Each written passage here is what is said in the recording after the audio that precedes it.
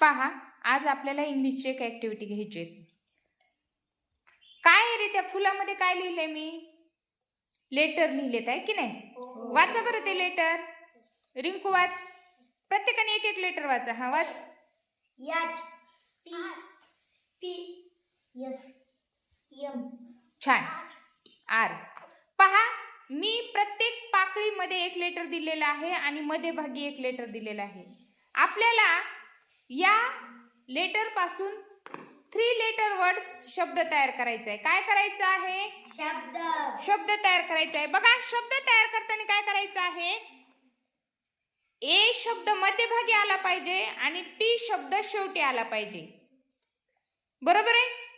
या पद्धतीने आपल्याला शब्द तयार करायचे आहेत आणि त्या शब्दांचा उच्चार सुद्धा व्यवस्थित करायचा आहे. करणार सगळेजण? हा, रुद्र वाच. HAT hat. RAT rat. Snehal. हा, वाचा. पुढचा विद्यार्थी स्नेहल वाच. MAT net. Rahul. SAT set. PAT pet. छान. बघा, तुम्ही काय केलं?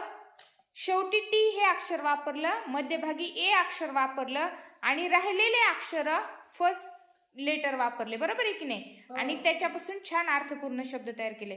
आपण अजून एका वेगळ्या पद्धतीने काही शब्द तयार करूयात. पहा, या अगोदर आपण पाकळ्यांमध्ये बाजूने अक्षर घेतले होते आणि मध्ये ए हे अक्षर ठेवलं होतं.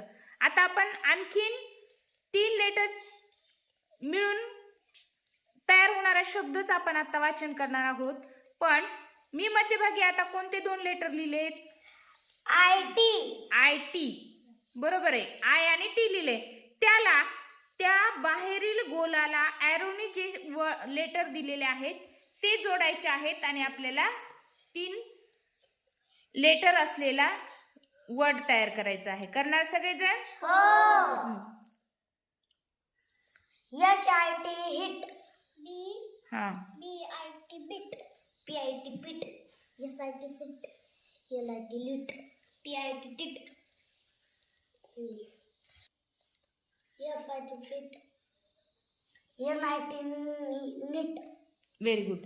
बघा, तुम्ही शब्द तयार करताना लेटर जोडले आणि शब्द तयार केले. बघा, तुमच्या लक्षात आलं असेल, ज्या अक्षराला आय जोडलेला आहे त्याला आपण काय म्हणले?